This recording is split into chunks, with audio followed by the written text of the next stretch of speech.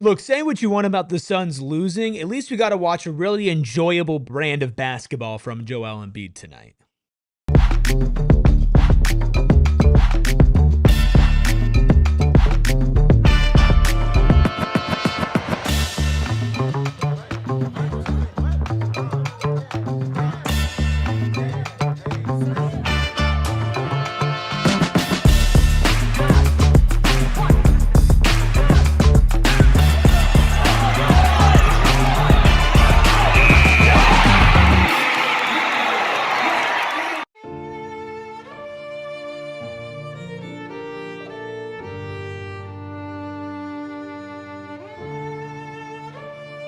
Psychos and sickos unite for a wow, that was an ugly game edition of the PHNX Suns post-game show. Of course, brought to you by our friends over at Bet365. Download the Bet365 app, use code PHNX365, deposit 10, place a bet for 5, and get $200 in bonus bets. I'm Eric.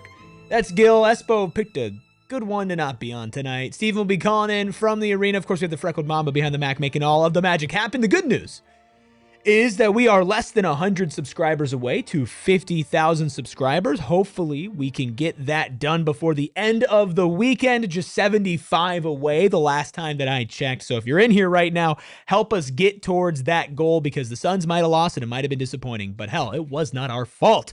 Hit that like button as well. Gil, I'm going to start this off with a really simple and bad question.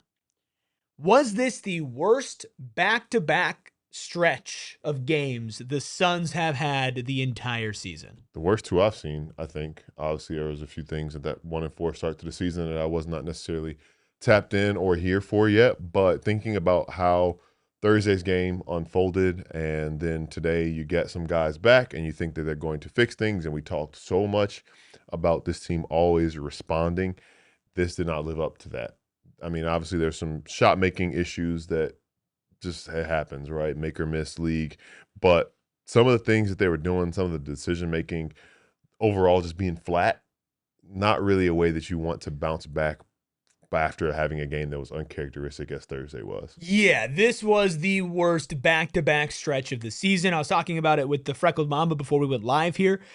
Obviously, you lose to the 76ers. Okay, it's a loss to the 76ers. But the night before, being up in the fourth on the Warriors, who are in that same seeding race with you, a Pacific Division opponent, losing that game in the fashion that you did, and then coming out tonight, hitting your first three, and then going 0 of 17 after that. And I think that actually might have been worse after that. That's just when I stopped counting. This was, like, the Suns couldn't buy a shot tonight, and it was for a variety of different reasons. I don't think it was just that this team went cold. I don't think that they got good shots. Right. In fact, I feel like the shot selection, Gil, was pretty subpar tonight. Now, Devin Booker returned tonight. Jalen Green returned tonight. Neither of them looked great. Both of them, in fact, just looked like they were getting back into things, if not still slightly hampered by their injury designations, which they were questionable with going in. And while I totally understand and think that for last postgame and this postgame, we should break down and dissect what went wrong, I am refusing to hit the panic button on this team right now. And I feel like that is not the case with a lot of people. And maybe I'm getting the wrong read. But how concerning is it that this is probably the worst two-game stretch of the season for this team? I mean, you take it a step further. We talked about this. This is a bad week. Like, you know, Yeah. we're sitting here Sunday talking about, oh, it's just one of those days, one of those awful games where you just don't have it tonight. And that's exactly what happened. You get blown out at home by the Clippers, who were without their now traded starting point guard, and lose by 24 points at home. And then Tuesday, you have to come back from being down 19 in the first quarter to beat the Trailblazers, but also you almost didn't finish the job off because the Trailblazers hung around long in that fourth quarter, and you were a mistake or two away from blowing that as well.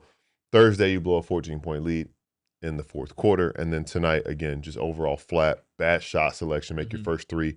So these things happen. I think that's the consensus and kind of the determination I came to, and that, look, these things happen in the league. It's an 82-game season. You have off weeks teams that are overachievers sometimes hit walls.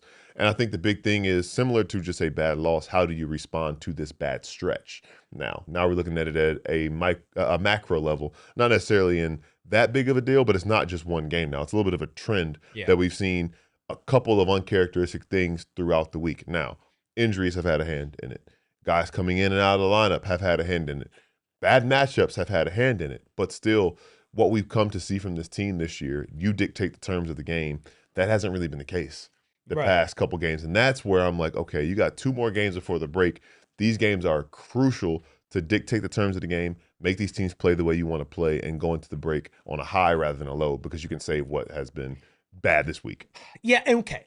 So there are people in the chat saying the team is peaked, the team's been figured out. I think that one thing is for sure, and as an objective analysis, like an analyst, if I take my fan hat off, which I feel like I've kind of had to do a little bit over this past week because I've seen so many fans kind of start going off this cliff. And again, you're allowed to be a fan however you want to be a fan. I'm not here to tell you how to think or to feel. I'm just here to say how I think and feel. How you think and feel is valid as long as you're not harming anybody or harassing the players or so on and so forth. But if I take off the fan hat, right? Because the fan in me is mad. I'm upset, right? The team's playing poorly. I think there were multiple games like this that they could have won, i.e. the last game against the Warriors. They definitely should have and could have won that game. Tonight, you played pretty decent defense against the Sixers, who were a good team coming into tonight, fully healthy, minus Paul George. Joel Embiid has been playing at a great level recently. Tyrese Maxey's an all-star starter. Like, the 76ers are a very good basketball team. If you got a couple better shots, if you didn't make a lot of stupid mistakes, like watching the ball go out of bounds multiple times in the second half, once being Ryan Dunn, once being Devin Booker, who literally turned to complain about a foul call instead of grabbing the ball before it went out of bounds, which are inexcusable, right? And things that this team wasn't doing 2 or 3 months ago. All of these things are true. And it's upsetting and it's frustrating. And as a fan, if you watch the watch along, like, you saw me go through the spectrum of emotions, right? But I am also a fan of the game, which means that I follow other teams. And I have a couple people that I've connected with that have covered the New York Knicks. And I know Knicks fans. And I'm not saying the Suns are the Knicks, but if you look to the middle and the beginning of January, when the Suns ironically were playing the Knicks, Right. it was Panic City. The season was over. The team went on like a post-NBA Cup drought. They were really, really bad. And everybody was like, the season's over. Like, we can't do anything. Here are all the problems, and that's it. Right? And now here we are at the beginning of February, and the Knicks are playing incredibly great basketball. And Save Knicks for last fans, night, but yeah. right? Well, except for last night, but like overall, like a big deal. Because, 8 or 9. like you mentioned, it's an 82 game season, Yep. and there are these highs and these lows. And maybe this team has hit a little bit of a wall. But to completely get off the train of that this is a good basketball team, I can't get on board with that. I can't do that. And maybe that's me being selfish and the fan in me clinging towards the fact that I don't want it to happen. But I also just don't see it. I see problems. I don't see this team falling off a cliff for the rest of the season. I agree, because the main thing that we've been saying this past week hasn't been, oh, this team doesn't have it anymore. This team is bad. This team sucks now. This is uncharacteristic of them. Right. You're better than this. You don't usually do this. You don't usually let up like this. You don't usually have this lack of attention to detail. So what I've seen some people in the chat who are being a little more rational, are saying, hey, this team might have hit a wall, which I think is very reasonable and realistic. And it happens, and it is rough for it to happen. And especially thinking about all the things that have worked against them, that it's happening at the same time. They happen to hit a wall when Grayson Allen exits the lineup. They happen to hit a wall when Devin Booker and Jalen Green are working to get back in the lineup. And when they get back in the lineup, they're looked at as the guys who are, hey, go fix everything, fix all our problems. But the biggest thing that they have to get over is the rust from missing 7 games for Book and being in and out of lineup and only having played in 6 games at this point in the season for Jalen Green. So it's a lot of things at play here. I look toward next week as an opportunity to maybe get out of this little funk that we associate with this week. I just don't think that a 4-game stretch that everybody has had this year. I mean, shoot, if people were freaking out, and they probably were after the start to the season, they wouldn't have imagined this team being 9-10 games over 500 right now. So again, you go 1-3 this week. It's bad. A lot of things are inexcusable, but you look forward, you have an opportunity against the Mavericks and then against a Thunder team who will be very underhanded, yet still very good. Sure. But big opportunities next week. If you go into the All-Star break, 11 games over 500, everything from this past week is forgiven. At worst, and I'm not trying to put lipstick on a pig here, at worst, this team will be 7 games above 500 going into the All-Star break. Correct. That is worst case scenario for this team. I don't know. And maybe this is just me as somebody who has to sit here, doesn't have to, who gets to sit here in front of this camera on this microphone, basically 365 days a year, talking about this team and understanding what everybody expected this season to be, right? If I told anybody at any point in September or August or July that this team would be 7 games above 500 at any point of the season, people would have called me a lunatic. Maybe I am, but people would have called me a lunatic. If I told you they'd be 10 or 11 games above 500, right? Like, maybe the Suns did hit a peak in January, right? And maybe they won't be able to recapture exactly that of being 12 games above 500.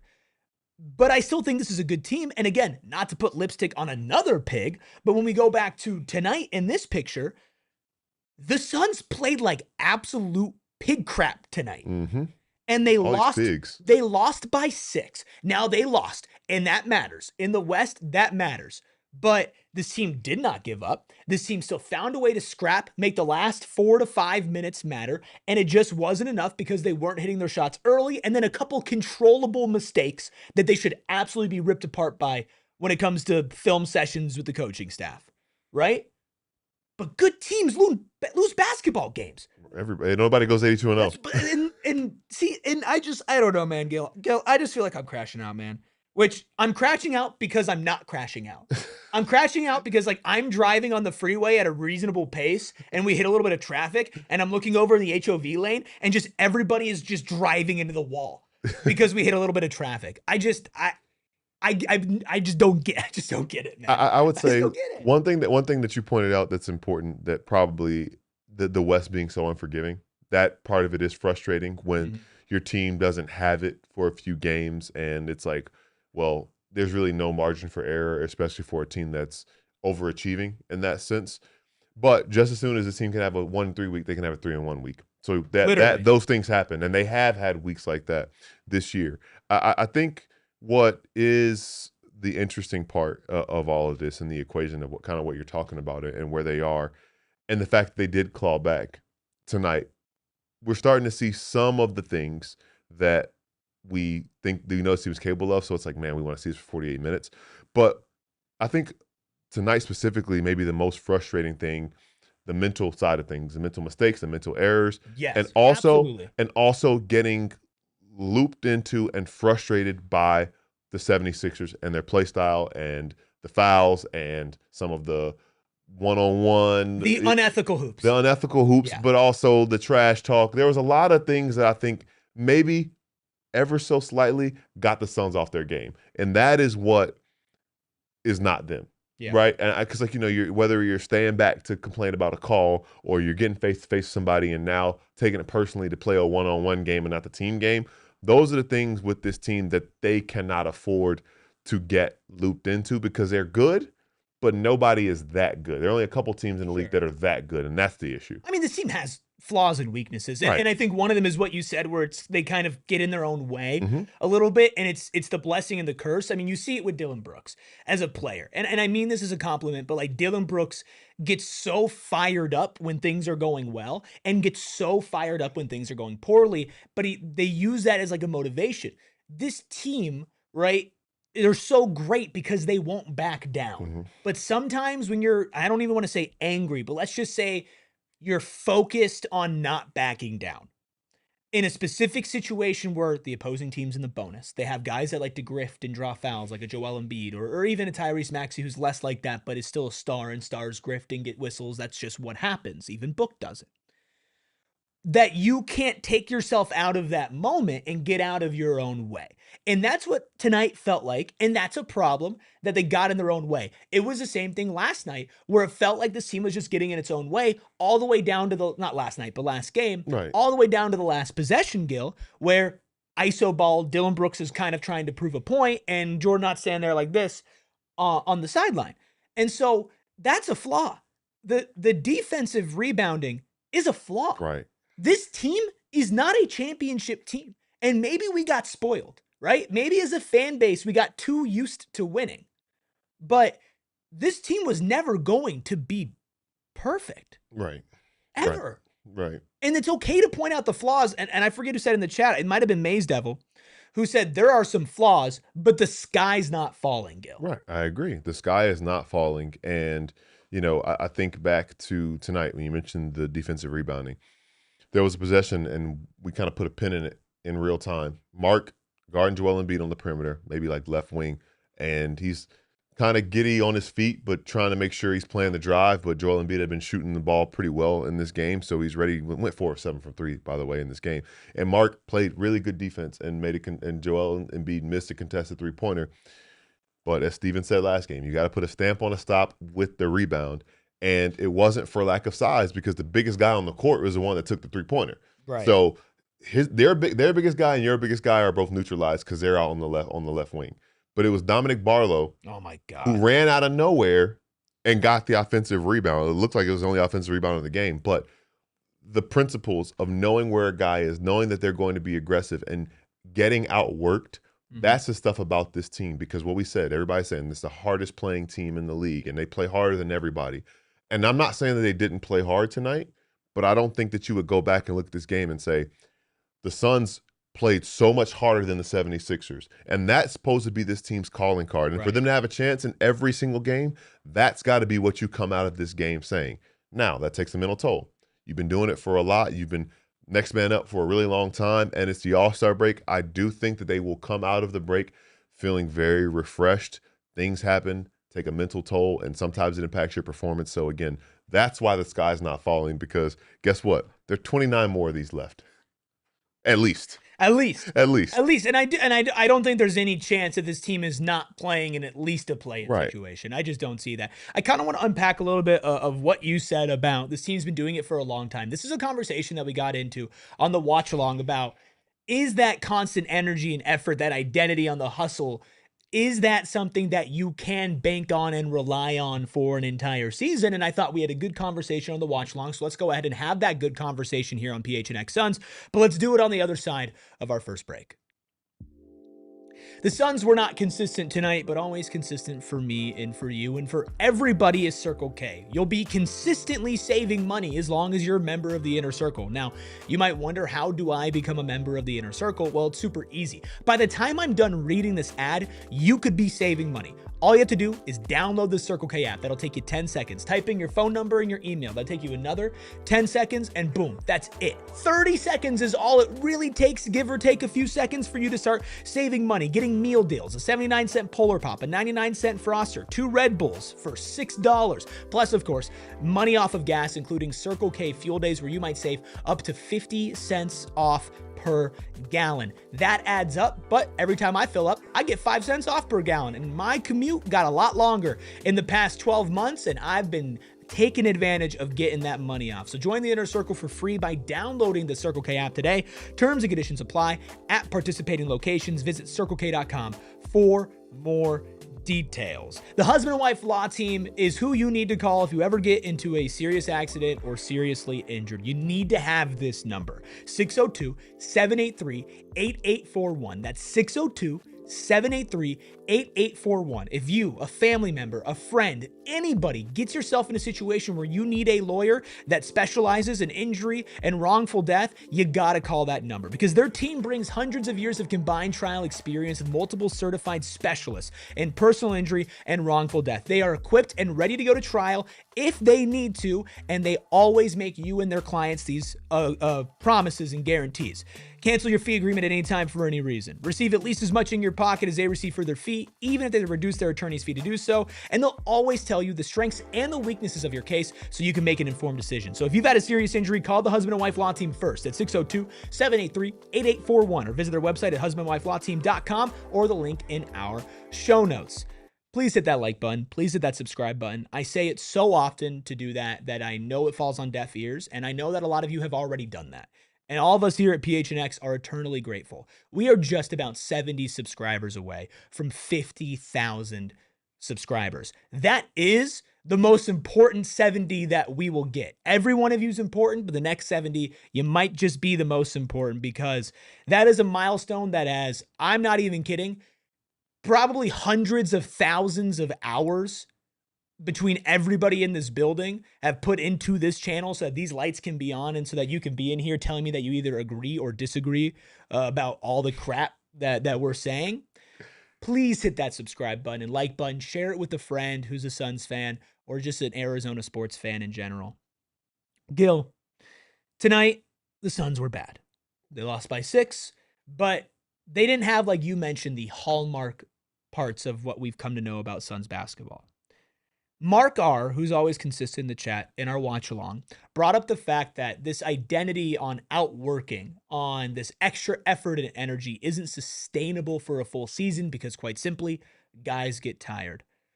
What are your thoughts on the sustainability of the identity the Suns have created so far this season? So I don't think that that's completely wrong. However, I think that it is a nuanced answer. I don't think that it can be your identity for all 82 of the 82 games, but I don't think that you just run out of that in the reserve. I think that, like we see this week, there might be some weeks where you don't have it, but I think that it comes back. So I think that by the season's end, it still can be your hallmark. I don't think you just run out of gas and you just have nothing left in the reserve. I think it just has to replenish and you have to kind of recharge a little bit. And I think that this team is at a recharging spot. I think that All-Star break will allow them to really recharge, and I expect them to come out refreshed once they come out of the break. But the big thing, and I think back specifically, I hate to make a comparison to the Clippers, but that Shai Gilgeous-Alexander rookie year team that came back from 33 down against the Warriors, I think 2019 Warriors, that was a team that their calling card was just playing harder than everybody, and they took it into the playoffs with them, and they won more games than people probably thought they were going to win against one of the best basketball teams ever assembled just by doing that. And I don't think that this Suns team is quite that. I think that they actually have more in the talent department than that team did. But I think that it has been done before. And I think that it can be sustainable at varying levels for teams. I just think that when you play that hard, that long, sometimes you need to recharge, and they're at a recharging spot right now. And see, that's the thing. And I think Mark is, in certain terms, right, because it is hard for that to be your sole identity. Right. You need to have other stuff, which the Suns have. 3-point shooting is a big part of their identity, and I hate to say it, but it's a make or miss league. And tonight they were way below their medium, and we've seen that multiple times. Right, the loss to Miami, the close win over Brooklyn, these games before the Pistons and the Cavs games where it swung back and maybe even above where their average would be. The Suns' 3-point shooting was a dip. It's the same thing with the Celtics. I'm not saying the Suns are the Celtics, but it's the same thing with an identity. I would rather have this type of identity than whatever the hell we had last year. And I know that feels like an easy answer, but this team never gave up tonight. If this was 365 days ago, this would be a 25-point loss. It just would be.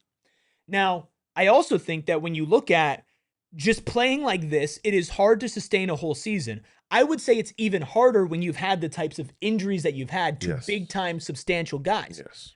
What's the most tiring thing on a basketball court, Gil? Probably defensive end. Defensive end. Of the ball. And then probably dribbling and initiating the offense. Oh, my gosh, yes. Right. The Suns have missed their second best initiator on offense for literally the entire season. He's barely played. And I know he played tonight, and we'll talk about his game, but he's barely played. 17 minutes. So, again, he didn't play that much. Devin Booker has missed 2 periods of extended time this year. Grayson Allen, who's out right now, out until at least after the All-Star break, missed an entire month with a quad contusion. And so you have guys like Colin Gillespie, who has had great moments, literally all-time great moments this week, have a low tonight. 2 of 11 from the field. 2 it feels like forever ago you said that. Right. It's a good important reminder that he made 8 threes like 3 days ago. He had 30 and 10. He was one of 3 undrafted players to ever have the stats he did against Portland. But he's carrying too much on his shoulders. Jordan Goodwin is carrying too much based off of what not just your contract value is, but what going into the year your assignment was. If this team had been fully healthy this whole year, I don't think they kind of hit this wall. Mark Williams has played more games this season than he ever has in his career in one season, right? He's playing back-to-backs for the first time in literally 2 years. That's going to have him hit a wall. This All-Star break is a big kind of measuring point for me. Don't go in sputtering as much as you have the last couple of games. Try to at least pick up 1 or 2 more wins. Or do you have 2 more games? Yeah. Pick up 50% of that back-to-back, either against a shorthanded Thunder team or a Mavs team who's bad, but not as bad as a tanking team right now. I mean, they've won some games. They have. But the big trades, they're a different team. They are a different team now. But Do that and then come back at the All-Star break. And if we're having these same problems, then I'll probably start to be worried. I agree. If this team, because the way it's set up, they go to the break, they play Tuesday, Wednesday, and then obviously Book will be playing next weekend, and TBD if Colin Gillespie's shooting on Saturday. But other than that, they won't play again until the 19th, which I believe is a Thursday. So that is a legitimate week off of no games. Right. And I think that there is the rest versus rust thing you talk about, but everybody's going to have the exact same layoff. So everybody's going to be rusty. Right. So I think this team needs rest. We talked about Grayson Allen. He will get 2 full weeks in between games. And if he's ready to get back on the court, that'd be incredible for this team, for Devin Booker, for Jalen Green. So, yeah, I think that it's going to be very key to maybe get Tuesday's game because you don't want to lose 3 in a row. And then, you know, I watched OKC play earlier. They're without a lot of guys. They won't have Shea. They probably won't have Jalen Williams. So these are winnable games coming up. Every game we've learned this year is a winnable game. There's no team in the league that this team isn't capable of beating. The teams they haven't beat yet, but there's nobody they're incapable of beating. So look, ultimately, don't just flush this game. Kind of learn from it and get back on track. But respond is the big thing going into next week. Okay, let's actually talk about this game a little bit because I know this was a little bit of a snoozer at certain points. Let's name our due to the night, presented by Gila River Resorts and Casinos. You do you at Gila River Resorts and Casinos. Visit playtgila.com for more details. It is Dillon, the villain Brooks, who, by the way, we have a t-shirt right now that you can get. GoPHNX.com. Dillon Brooks, 36 minutes, 28 points, 11 of 23 from the field, 2 of 10 from deep. 2 rebounds, 2 assists, a steal, a plus 10 in his minutes tonight. Also talking cash bleep. A lot of it. A lot of it. A good game for Dillon tonight. Back-to-back good games and losses for Dillon. It wasn't enough. I do think he took some very poorly advised threes in his 2 of 10 from deep. They were not just wide open ones, but he was on it when it came to the mid-range game. Absolutely. You know, that kind of comes with the experience. And I mean, you can't really rag on him too much because, you know, not that many people shot better from him from 3 in this game. It was really team wide. But I think that if it weren't for his offensive contributions and the things he was able to do, this wouldn't be obviously not. I think that's obvious. It wouldn't be as close of a game. And the fact that he's still able to continue to make those tough shots and those ISOs and break plays and get to his spots and make it work, especially on a night where Devin Booker is back in the lineup, Jalen Green is back in the lineup. Very easily we could have said, oh man, like Dillon's not going to be able to get his because those guys are going to be getting theirs. And like, but reality, what he did was he took a lot of the pressure off of them. And Devin Booker didn't have his best game, I guess, offensively. He was a good playmaker. He finished with 21 points, but finished with 21 and 9, but I agree he didn't have a good game. But I think a lot of that is the rust. And Jalen Green, it's just, man, can we get you through consecutive games healthy? So I think that they were kind of focused on the game within the game, and Dillon Brooks playing I won't say as well as he played because he could have been much better, but him being as prolific as he was offensively allowed them to play the game within the game and then gave this team opportunities and chances down the stretch. Yeah. I think Dillon had a good game. I don't think he had a great game tonight. I unfortunately do think that his 3-point chucking along with the team put them in a really bad situation. But he played pretty decent defense, minus getting in foul trouble, including multiple times on Embiid, and then the Suns weren't able to either finish that possession or score after getting the stop. But I do want to give Dillon his flowers tonight. What we're going to do is we're going to take another break, and then we're going to talk about Jalen and Book, the 2 returners. Steven will be calling in here in just a second. Thank you all for sticking with us on a Saturday night. Hit the like button, hit the subscribe button. We appreciate all of you that are in here, and we'll be back on the other side of this. Gila River Resorts and Casinos. They're bringing Vegas to the Valley from now through April, so you still got some time. The Vegas residency at Gila River Resorts and Casinos brings the energy, attitude, and excitement of Las Vegas straight to you. Enjoy exclusive concerts, extended DJ sets, chef-driven dining, pop-up bars, and surprise cameos. Plus, don't miss the fabulous Corvette giveaway. I know a lot of people in chat are in a bad mood. You know, we could up that mood, Gil. A Corvette. Exactly.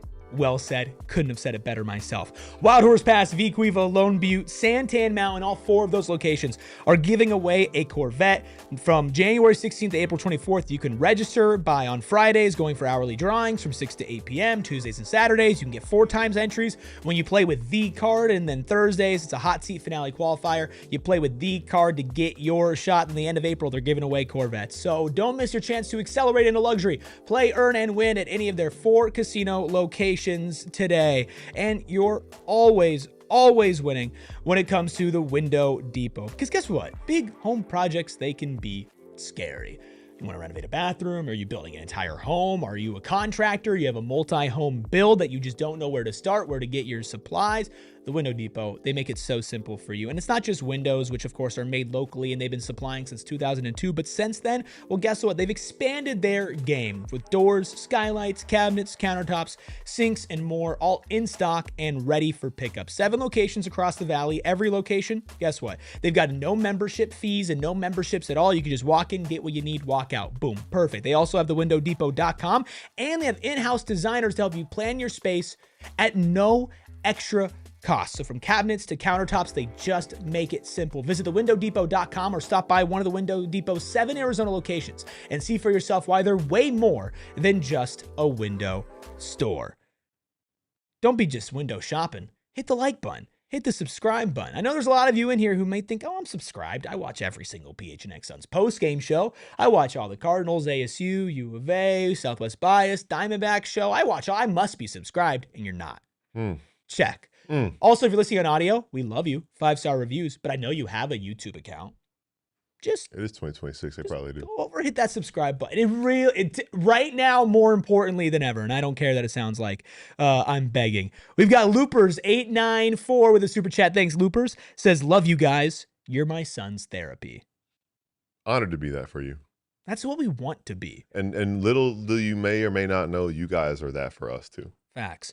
We got Kev as well saying, Super Chat doesn't let me link my baby registry. I'm sorry, but Kev is, I believe, sharing his baby registry in chat. So please support Kev. Kev is always here for us. Has been here since I was in Ayrton seat. And before that, before I was even behind the Mac. So shows Kev some love. We are a community. We are a family here. So if you are able to help out with Kev's baby registry, please do that. Please do that. The Suns were babied tonight. They were rocked to sleep, just like this. Just night, good night. A big part of that, Gil, was Devin Booker and Jalen Green were not playing like themselves. Where do you want to start? Devin Booker, who statistically had an okay game, or Jalen Green, who only played 17 minutes Let's talk Devin Booker because there was a bigger sample size. He played 32 minutes in this game, and he's also the talk of the chat. So he can be the talk of our conversation too. Not the best game from Devin Booker, right? I didn't like that he was settling for threes, especially early on, but then he also got a wide open 3 and airballed it in a very important possession. Now he did go and hit his 1-3 of the game right after that. A much more difficult shot, but 21 points, 5 of 12 from the field, only 12 shots, but got to the line 11 times. That's where a lot of his points came from, 10 of 11 from the line, including multiple fouls on threes. It got into a little bit of a foul bait off between the Sixers and Joel Embiid and Devin Booker there at the end. But he did add 9 assists. I thought he was passing the ball relatively well. 4 turnovers to go along with that. They were a positive in his minutes. He didn't look fully like himself, Gil, but he didn't look terrible. The jump shot just wasn't falling. The 3 wasn't falling. The midi was. Yeah, I was going to say 4 or 5 from 2-point range. So that's something, a positive to take from it. And you know what he looked like? Looked like a guy who hasn't played in 2 weeks. That's exactly what he looked like. Actually, he looked like an all-star that hadn't played in 2 weeks because for everything that he wasn't tonight, rusty, shot wasn't falling, finished with 21 points and 9 assists. By the numbers, that is a good game by our standard for Devin Booker. And watching the game, that is not a good game, but it's because the standard for Devin Booker is so high, and because Devin Booker is an all-star in this league and a very good player. I don't think it's an indictment of Devin Booker. I think it's the fact that, hey, look, he's rusty. He hasn't played. It's his first time playing since in Atlanta at the end of that long road trip. So these things are going to happen. There's going to be rust to shake off. The timing's going to be off. You might airball a wide-open three-pointer here and there, but I don't think I'm not worried about Devin Booker. I don't think this says anything about Devin Booker, who he is or who he is not. It just says, hey, look, this guy hasn't played in 2 weeks. Well, okay. And there's points in the chat, and it's a correct point. Well, Book's shooting like 30% from deep all year. The three ball has been an absolute problem with Book. 30% ain't 1 for 7. No, right. It's not 1 for 7. It wasn't good. The thing with Book, and the thing that's so funny to me, is he's so good, right? The standard's so high. A rusty game nearly gets a double-double with 21 and 9. I know that single game plus minus can sometimes be a crapshoot, but the Suns were plus 10 when Dillon Brooks and when Devin Booker played, and they didn't play the same amount of minutes. So both of those players, like, Book was a positive tonight. He wasn't the Devin Booker that we knew. The Devin Booker that we saw put up 30 basically in 3 quarters against Atlanta before rolling his ankle that put him out for 2 weeks, where he was really finally hitting his groove. And he didn't play his full allotment of minutes. He only played 32 minutes tonight. I think it's safe to say that with the way this game had went, how close it was, and even with Book shooting poorly, the fact that they were just winning his minutes based off of his gravity, and still his 21 points on his mid-range scoring, if Devin Booker played his regular allotment of minutes tonight, you could be looking at a different result. But he didn't. A big part of that has to be the ankle, right? I thought he looked fine when he was out there, but it was just clear that his jump shot was a little off. What I did enjoy about his game, Gil, was that at the beginning, it felt like he was just chucking threes. Bang, bang, bang. Chucking threes, missing threes, something that he did before the injury. But then once those stopped falling, he did in that middle section there go to the mid-range. Attack. Had a really nice and one fadeaway on Tyrese Maxey. Like, went to the line and saw a couple go through as well. He knew that that shot wasn't falling. I think at the end, maybe he felt like he had to put those threes up in order to get themselves back in the game. But all in all, I wish he could have played more. I think the Suns definitely could have won, but also if he just played better in those minutes, they could have won as well. Right. I think better in those minutes and a better start to the game. I think that was kind of the big thing. Miss all his first 3 shots, wasn't able to really get going in the first quarter. So I think that, as you can kind of tell, 1 point in the first quarter, 20 in the next 3.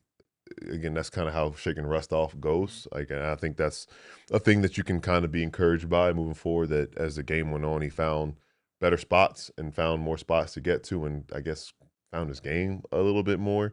But very indicative specifically of an ankle injury, where a lot of times you're cleared to go, you're ready to go, but it's like planning off of it, or the footwork on your jumpers, the footwork on the pull-ups, things like that, that are impacted the most by that. So that's the thing with him. I think about what he did, and like you said, settling for jumpers is probably, I don't know if it's the first step's not there yet, or he didn't trust the first step, and then maybe start doing it a little more as the game went on.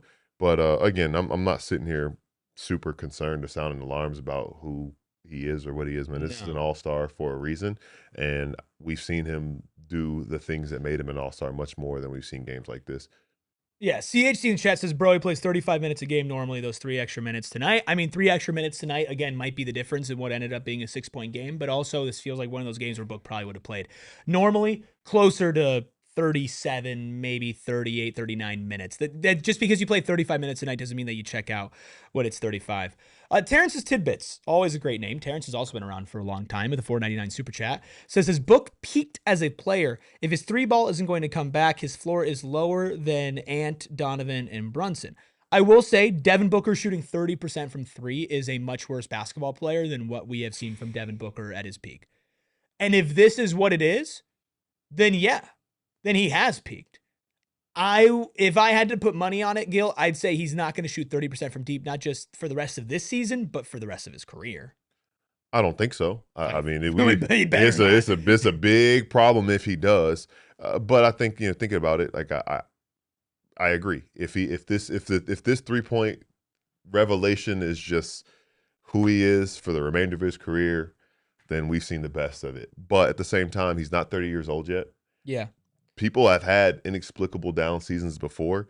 Not an excuse for Devin Booker. It's just an explanation and looking at it from both sides. He could, after the All-Star break, go on a heater and bring his 3-point percentage up to 33 or 34 by the end of the year. That'd be a lot of 3-point making, but over the course of 25 games, it's possible if you're that hot over that large of a stretch of time. I think with him, he's earned the right. This is year 11 for him, right? Sure. So I'm not going to take a 42-game sample size, half a season's worth of games. It's over. And say, well, what we saw for the majority of those first 10 years, it doesn't matter. So, all it takes is for him to have a stretch where he makes 16 of 33s. Mm-hmm. And you're like, oh, it's back. I don't know what it is. I don't know if it's the timing. I don't know if it's the flow, if it's his rhythm, whatever the case may be. But for shooters who have seen the ball go in so much, they're going to keep shooting. And also a big part of it, Jalen Green getting healthy and those two learning how to play with one another, Grayson Allen coming back on the court, and everybody getting the offensive flow and spacing together, because he's going to get a lot of quality looks. He didn't take advantage of the quality looks tonight, but he's going to get a lot of opportunities to improve this percentage. So I do think that it's possible that Devin Booker has, quote unquote, peaked. I mean, that 23 playoffs, which is being mentioned in the chat by Terrence, and that type of play, I mean, it's unsustainable for a player's career. I definitely think it's possible that we have seen the absolute peak best of Devin Booker. That being said, I don't think that Devin Booker is out of his prime, if that makes sense. That makes right? sense. Like, I think we still have a good 5 or 6 years of top-level Devin Booker who's competing as the best shooting guard in the league. I think peak Devin Booker is the best shooting guard in the league. And if that sometimes can be the difference between winning a championship and winning a playoff series in the first round and getting bounced in the second. I do think that this year Devin Booker has done a lot of the non-superstar things really well. I think his passing continues to gradually improve every year. I think this is the best defensive season that we've seen of him in his prime, and I think this is the worst three-point shooting season we've seen of him in his prime. I am going to bank on the fact that that's going to even out. I still believe Devin Booker can hit a level where he's even better than we've ever seen him before.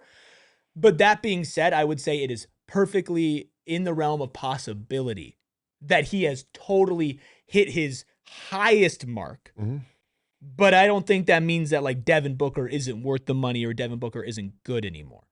And if he has 4 more years of 3, like who knows? Like sometimes these things go left earlier than you would expect, but I am not even anywhere close to that mindset when it comes to Book right now. He is still one of the best basketball players on the planet. The coaches know it. It's why they picked him as an all-star. I would say he's at least one of the best 24 players in the league, because he's going to be one of the best 24 players in the league playing in Los Angeles next weekend. And the other part of it, too, I think it's really important, and I'm sure Steven, if he were here, would say the same thing, and you said it, too, with the little things that he does that aren't just making shots and being a scorer, right? Like I think the big thing is he could peak in a sense in that like he kind of understands the game at a higher level as far as his playmaking gets to a point where he's one of the best playmakers from where he is, in addition to still being able to just pencil him in, because we're sitting here talking tonight about a game in which he could have been way better. And he finished with 21 points. Right. He's still so good. Right. He's so, and I get what Terrence is saying, and I think Terrence is coming from a good place. And like you said, he loves Book. I think it's a legitimate question. Offensively, I think, defensively and passing, like I think he's done really, really well. We'll talk about Jalen Green here in a second. Mm-hmm. We're gonna hit our final break. Steven's gonna be setting up soon. And we'll give maybe our love the play. Maybe we'll ask Steven what his love the play is if he has one. We'll name a blue collar boy. We'll still get into all that, and we'll do it here on the PHNX Suns postgame show on the other side of this break. Some of y'all need to chill out. In a good way and in a bad way. And Pure Edibles is here for you in the best way. And for all my Sun Devils out there, like Sean, I believe your dad is watching with you, who went to ASU and Jake Plummer played. All 3 founders are ASU alumni. So how about that? Tell Pops to check out some Pure Edibles. Look, Pure Edibles, the best part is that the effects are clearly listed on each tin, so you know exactly what effects to expect. Plus, Pure offers gummies for sleep support, as well as candies with uplifting effects derived from unique cannabinoids such as CBN, CBG, CBD, and marijuana-derived THC. And they also have a collab with my favorite IPA, Ayrton's favorite IPA, the best IPA in the state of Arizona, Mother Road. If you're in Arizona, swing by select local dispensaries, grab your Tower Station AIO from Noble Road. Cheers to Hoppy Hour all day, every day. That's a Pure Edibles vape. That's right, they're getting into the vape business as well. So go find yourself some Pure Edibles products from one of the over 130 dispensaries across State 48. And of course, Arizona, we know it's one of the best sports states. Phoenix is one of the best sports cities. in America. And this spring, they're about to raise the bar to a whole other level. That's right, NASCAR, NDT IndyCar Series racing during the same weekend at Phoenix Raceway, and you get a front row seat for all of it. It's the kind of energy you really have to feel in person and understand. And Phoenix Raceway is the best place to do it. Not only do you have camping options and other ticket options available, like a hillside view for the Cup race and race weekend packages that make planning easy, they also, if you want the best access in motorsports, have the Desert Diamond Casino in-field experience. Go inside the garage, walk the track, meet the drivers, catch the pre-race concert, and then, of course, catch the amazing races and watch 2025 Cup Series champion Kyle Larson return to the track where he won it all just a couple of months prior. It's NASCAR and NTT Series weekend at Phoenix Raceway, March 5th through the 8th for the first time ever. So secure your seats now at the link in our description. Hit the like button, hit the subscribe button, all the things I usually tell you to do. We have a new villain shirt right now up on our locker, and we have a Die Hard sale as well. You can become a Die Hard for $32.99. That's 60% off for the big game, which of course was tonight's game against the Philadelphia 76ers. Plus you get a free t-shirt. I don't believe the Dillon Brooks one counts, but you can get another free t-shirt, and the 20% discount on merch does count for the t-shirt there for Dillon Brooks, plus access to our Die Hard Discord, which is always great talking ball for all sports here locally, and we even talk about other stuff in there as well. All right, Jalen Green, 17 minutes, 8 points, 2 of 6 from the field, 4 of 4 from the line, 0 of 3 from deep, 3 rebounds, 3 assists, a +7 in his minutes. What was your biggest takeaway from Jalen Green? I'll add one more stat. Only one time making us hold our breath. Yes, and he made it through healthy. So did Devin Booker. There you go. You can hear that. There you go. That hurt my knuckles, but I hope you can hear that on audio. It's worth it. Yeah. Your knuckles feeling an injury from that. But yeah, I was gonna say was when somebody took the charge and he fell for a second. You could tell he kind of like got a little tense, but he was fine. There were some things that obviously he could have been better. He was 0 for 3 from 3. Everybody shot poorly, but I was really impressed with some of the burst that we saw from him. Getting downhill, the layups that he made, again, not necessarily a low bar, like whatever, but he finished around the rim well. The one he reversed was particularly impressive with the left, but also the first layup he used to get on the board. So seeing that burst and seeing that, look, it was indicative that, hey, it really was a hip that kept him off the court, and the hamstring is just injury management, but the hamstring didn't seem like it was bothering him, and they said that the hip thing was a pain tolerance situation. So we talked about it pregame. Now the next step is to string together 2 games. Right. And then when you start stringing together games, maybe out of the break, we go from 17 to 20 minutes to 20 to 25 minutes. And then ultimately knowing that he's going to be a key part in this rotation and getting to the point where he's playing 27, 30 minutes per game. I think we're a ways away from that still, but you can't get to that point without this point tonight, and I think it was a step in the right direction. Just lay another perfect brick on Tuesday. Can I just digress? We're talking about Jalen. I just want to digress real quick. It's Jordan 973 in the chat. I for audio listeners, I am not exaggerating.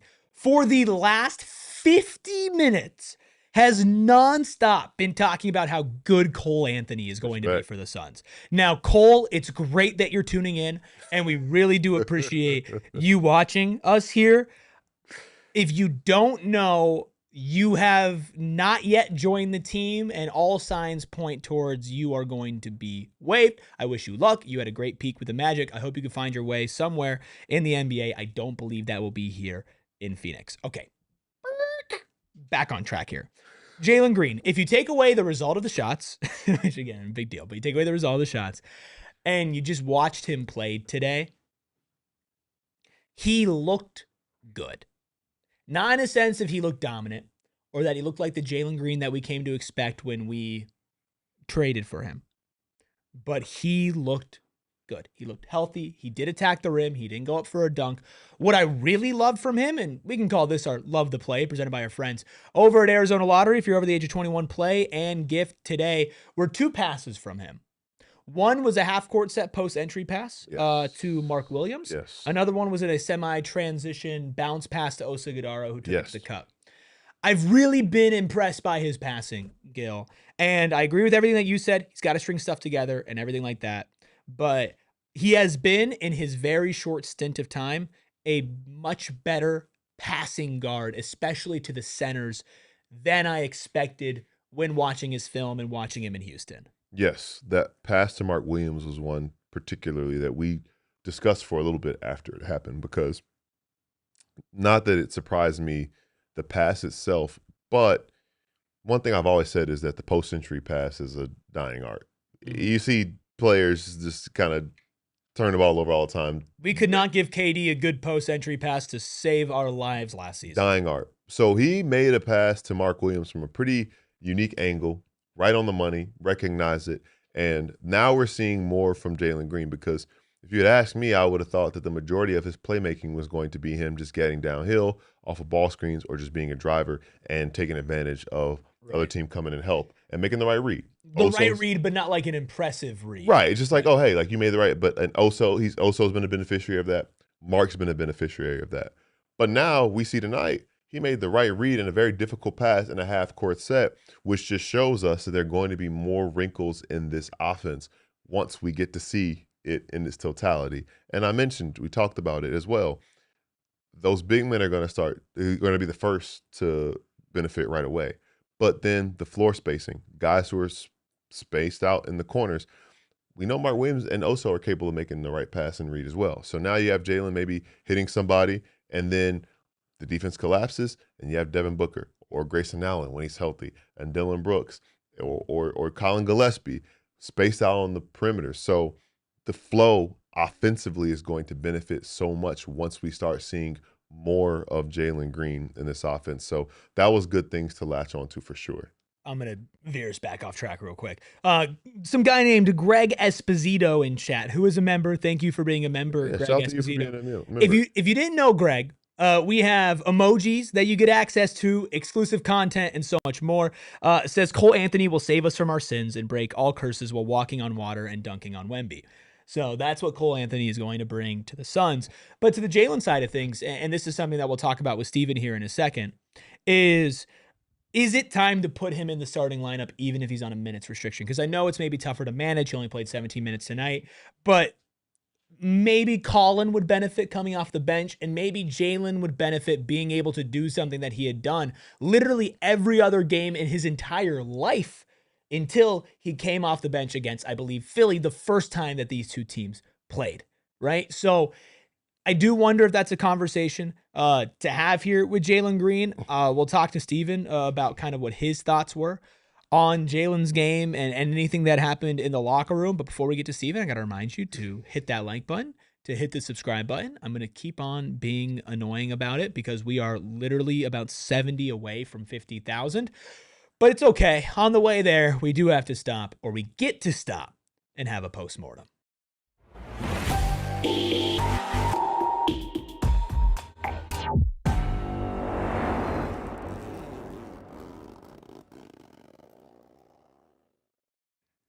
Calling in live from the afterlife, although he's got a different background the last two games. It's our own Steven Prejean Garner, who's at every single home game. Steven, the Suns, by our estimate here, just put together their worst back-to-back losses of the season. That's what the two of us think.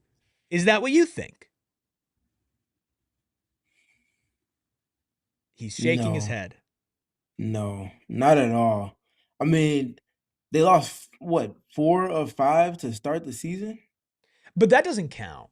Hey, whoa, so what you mean? How does that not count? Okay, since then. I will say that I agreed, but I also said, hey, I wasn't here for that stretch. So this is definitely the worst back-to-back that I've seen with my two eyes closely. Mm-hmm. But I did acknowledge that. But this, I think the expectations weren't there during that stretch. So, since then. But first 5 games aside,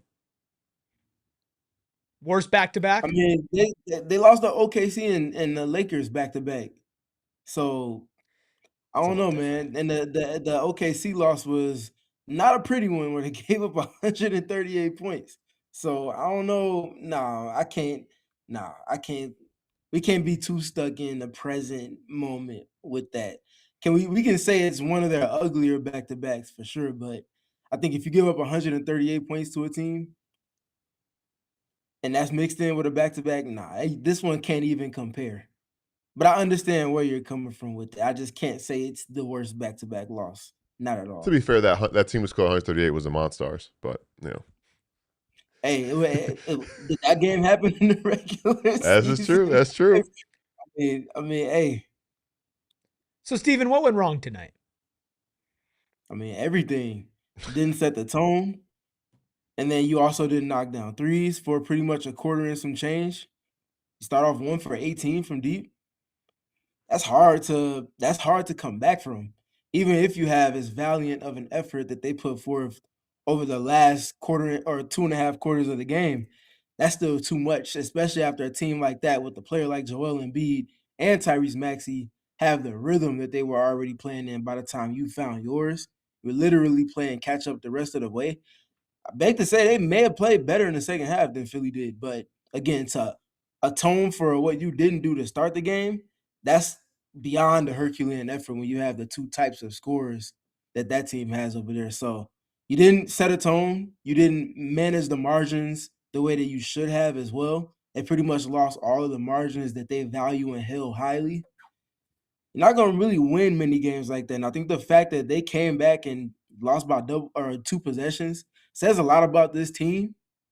But I think the other part of it is that they still have to get better at navigating games, because the last couple haven't really been the sharpest for them.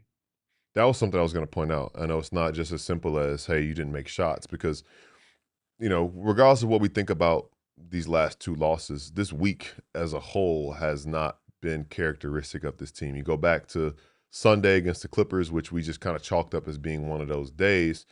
Tuesday, you have to come back from 19 down in Portland. You did get the job done, although you almost let it go at the end. Then we know what happened Thursday. We know what happened tonight.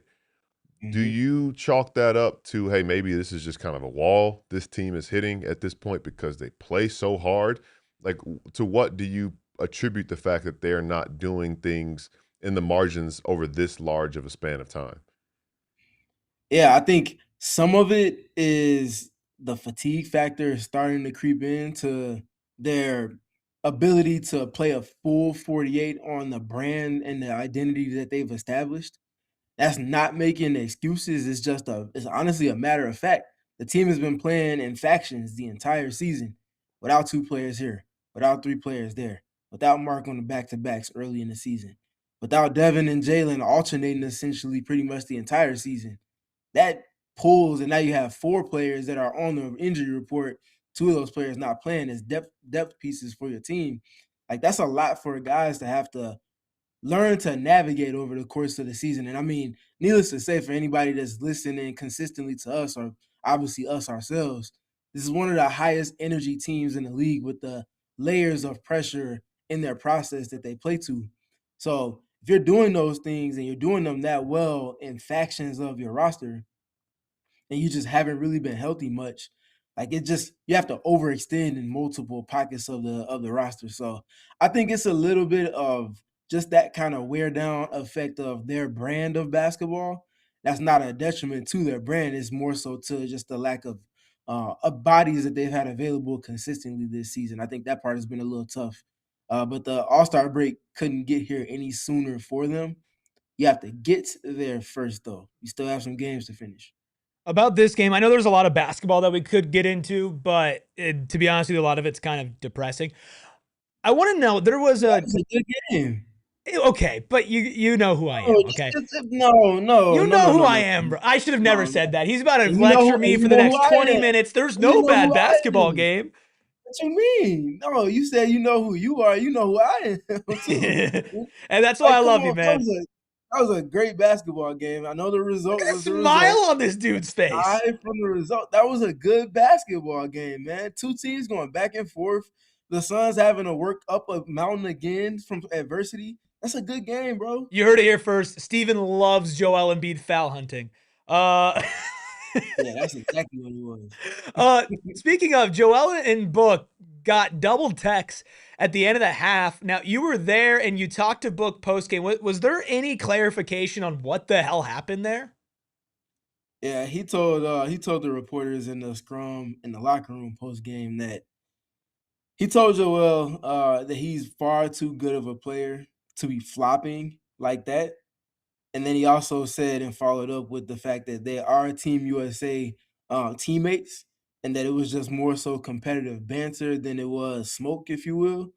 And then to the technical foul part, he also said the officials said they gave him a tech, or both of them a tech. He asked for an explanation. Basically said they didn't know what he said. They just saw them interacting with each other. Uh, and yeah, he said, and then he followed up the ended the quote with, "It's wild out here." That's a really bad admission for a ref. We didn't know what you said. It That's looked like like there was the animosity. that's like the second or third time the Suns have received a tech, and the response is something that aligns with, I'm not really sure what happened. I just saw that something happened. So I decided to take some type of measure in response to what I saw, even though I really didn't know what was happening. So yeah, that's likely another one that's going to be rescinded. But yeah, it's You know, crazy. I will say before I ask you something else, I was gonna say, we need to get you in the headset of the rest and tell them that context matters and remind them that those two players won a gold medal together about 18 months ago. So, just remind them of that. Speaking of Devin Booker, though, first game back after missing 7 games, not Yeah. necessarily the statistical impact that lines up with his averages. I would Mhm. think there may be a little bit of rust there.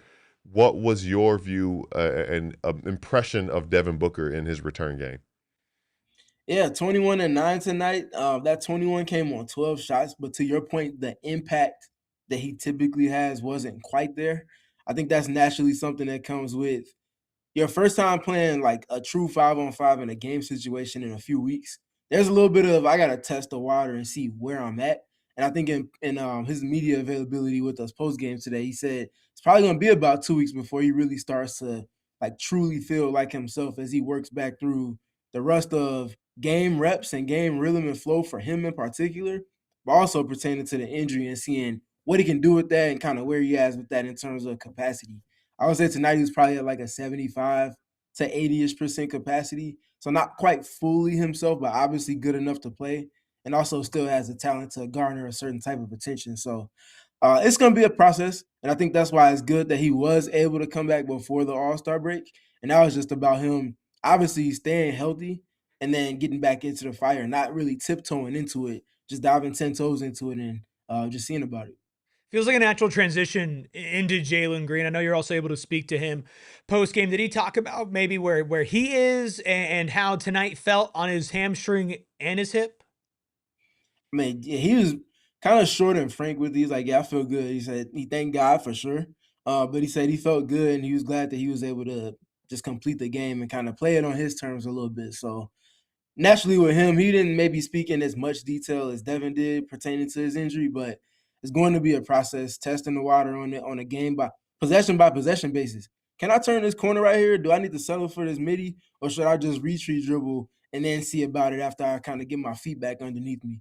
It's going to be a little bit of testing, a little bit of test drive, if you will, to see if that two-door coupe is back or if he's a little bit more of a sports four-door sedan at the moment. What would you analyze his game as tonight? Maybe give me a car and then tell me about how he played basketball tonight. Yeah, a four-door sedan with sports mode. And he was kind of triggering between regular drive and sports mode, just trying to see do I have sports mode right now, or am my RPMs ain't as high as I really want them to be right now. So let me kind of gauge it back some. I felt a little and this is not him speaking, this is me speaking. He felt just a little bit apprehensive in terms of picking his spots. I feel like the Jalen that we know would have turned the corner much more frequently, and in a game where the Suns were struggling from deep, having somebody that has the type of rim pressure that he can put on definitely would have been a dictation piece that they could have used tonight. So I think this was a game where it just wasn't there to the extent that he wants it to be. But again, it's just about him finishing games and stacking finished games to get his rhythm back, because for as out of rhythm Devin might be right now, Jalen's times 4 with that. So we talked a lot about this week specifically, and you said that there are other things looking forward. I know Tuesday, it's a Mavericks team who looks way different, and Wednesday, it's an Oklahoma City team that's probably going to be shorthanded. Two parts of that. I don't think you are, but are you panicked at all after what we saw this week? And then do you think that they can bounce back a little bit? And what would you like to see from them to respond to what we've seen this past week? Because one thing about this team is this season they have always responded, and now it's going into the All-Star break. They have an opportunity to do it again. Yeah, for sure. Shea being out until All-Star break definitely shifts the magnitude of that matchup a little bit, but that team is still tough as any type of object you want to put after I say tough as, whether that's a cuss word or just a literal object. Any way you want to kind of finish that sentence, you wouldn't be wrong with that. But even before that, the front end of that back-to-back, Dallas, please don't look past the Mavericks. I know they aren't having the best season. That is one of the better defensive teams in the league. They play equally as hard as the Suns do. They just don't have as much talent in numbers that the Suns do. That team plays hard.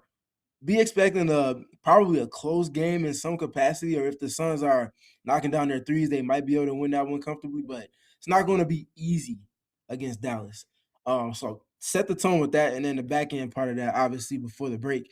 Gil, you know, in Washington, Eric, you know too, that last game before the All-Star break, you can catch some teams slipping. That's really a test of a team's mettle and their mentality.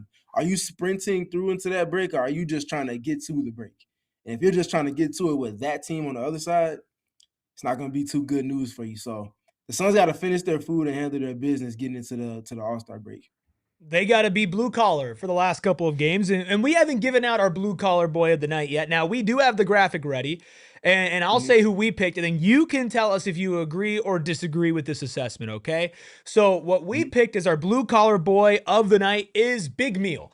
Royce O'Neale, 34 minutes tonight, 14 points, 5 of 10 from the field, 4-9 from deep, but this is where he really earned his medal. 11 rebounds, 3 assists, and 2 steals. Not a perfect game from him. I know he made a couple of mistakes, but I feel like he put in the dirty work tonight, Steven. Yeah. I don't disagree, and I will start with that. But also, it should be him and Dillon. Okay. And I say that because what they did in the second half around the 6:35 mark, adjustment-wise, they come out of the timeout and they get back to the cross-matching layer of their defense that I spent a lot of time kind of detailing this season. But before we get to that point, in the second quarter, there were multiple times where Mark and Joel just were detached from each other, and Dillon picks up for Mark on Joel, and he does a solid job. Now, that wasn't in the intentional manner that it was in the second, but I feel like some of what they got to decision-wise and adjustment came from what they saw in that second quarter. I asked Coach out about that as well as Dillon. They said they liked the adjustment. Maybe they could have went to it a little bit earlier, but it is something that they responded to well. So I would say it should be split between Dillon and Royce. They both took turns guarding Joel, and I feel like they did a fairly solid job considering what the size disadvantage is and really kind of forcing the Sixers to operate offensively in a different way. You mentioned Mark. This is the second game in a row that Mark really didn't close. I know he got put in at the end there for a little bit. This game, though, he did play 31 minutes. Has there been any discussion with Coach Ott maybe tonight, or just maybe have you maybe gone through some things internally about why now a couple games in a row Mark Williams hasn't been on the court closing? Yeah, I think last game may be the biggest example of the coaching staff maybe going away from Mark in a situation where they could have used him. And I think the size advantage he had against the Warriors is something they could have taken advantage of rather. Um, so I think that one might have been a little bit of a miss, and it might not just be riding out with Mark the rest of the way, kind of mismatching him and also a little bit more as you kind of reconfigure your rotation in that game against the Warriors. The height advantage was certainly something they could have used. Oh, we lost Steven. No, you're still here, but we can't hear you. Can you hear me now? Yes. Okay. But on the other side of things, when you get to tonight's game, I feel like also did some of the things that they needed defensively with that cross matching that we're speaking to, that Mark just wasn't able to do. There was a moment where Mark got blown by from Trendon Watford and got an easy dunk. Now, some of that is because they didn't have help in place, but also when you get to that type of defense, you got to be able to contain the ball a little bit better on the perimeter. I was saying, any final? I feel like we're running dry here. Any final thoughts, Steven? Yeah, don't panic, man. Don't panic. You'd be proud of me. That's what I've been saying. You should have. He's like, you'd be so proud of me. He said, I'm crashing out because I don't want to crash out. It was the craziest thing I've ever heard in my life. Like, the analogy that I used, Steven, was we hit some mild traffic on the freeway, and I'm sitting in it, and I'm looking to my left, and I see people in the HOV lane just driving into the wall because there's a little bit of traffic. You'd be so proud of me, man. Growth. He's growing. If that's the case, then I am proud of you. Because I thought it was gonna be one of those situations. So I'm glad it was crisis averted. Good job from you internally. Great job, growth. That's growth, guys. That's what we always want to see. We are slowly getting Eric off of the extreme. No, okay. See, I don't like this. I think I got to go back a little bit. I don't like this. I don't like how you said that. I think I got to get back to my old ways. Mm-hmm. No, I think the team's just built a lot of goodwill. With me. I'll crash out when they deserve it. For sure. And I mean, I'll say, like, look at how they're losing some of these games. Is it for a lack of effort, or is it for, like, in a couple of these games, it's been their three-point shot just hasn't fell, or they haven't knocked down shots at all for the entirety of a game, which makes it hard to navigate. So I wouldn't worry about them. I'm sorry. I'm just dying in the chat. Boom just goes, who cares anymore? Boom, you need a hug? You need a hug, man? Like, I'm here, man. I'll give you a hug. I don't know what's going on, but I mean, I will say this: this team ain't winning a championship, so it don't matter. 28 other teams aren't winning a championship either. This season matters, man. Actually, 27 because the Knicks already won the NBA Cup, so they'll be unless they win a championship. I don't like that either because, like, people said the expectations of this team were 30 wins, and then people were trying to figure out how they would get to 30 wins. And then people said they wouldn't make the play-in. And then they went from the play-in to this team won't make the playoffs. And then they've shown to be a team that's fringe playoff all season. And now they're saying, well, they're not going to win the championship. I mean, a broke clock is going to be right twice a day. So stop moving the goalposts. Stand 10 toes on what you said. If you're wrong, it's okay. I'm wrong too. I've never been right 100% of the time. Neither have the Suns or the coaching staff or the players. It's okay to be wrong. But don't be moving the goalposts saying that, they're not going to win the championship. We knew that wasn't the case coming into the season. So why are we pressing the panic button? Preaching to the choir, brother. When a lot of y'all said that y'all might not even be interested in watching because you didn't know how they were going to get to double-digit wins this season.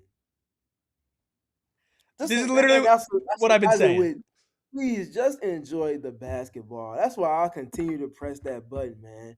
Because so many people move the goalposts like this all season long, and you get lost in that to where you forget what your original stance was. Stand on your original stance. If you're wrong, hold your hand up and admit it. We love accountability, and just enjoy the game. This team is good. They beat so many good teams. How could you panic over a couple of losses with a team that's been withered in terms of injuries?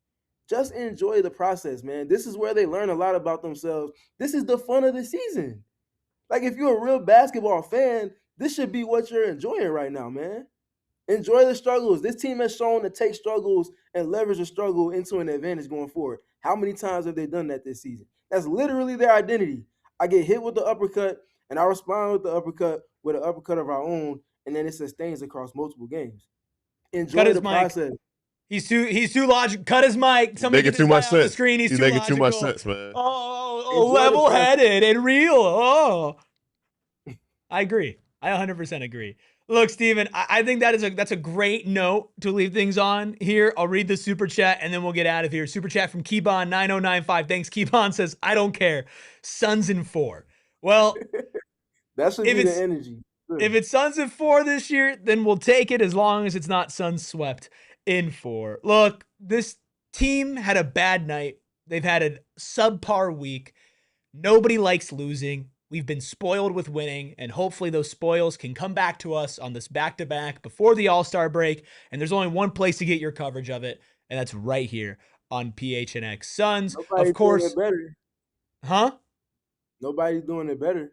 That's real. And guess what? We're close to 50K. A big part is the Suns community. So subscribe. Subscribe for Steven, for Gil, for Espo, for Ayrton. You don't have to subscribe for me. Just don't unsubscribe.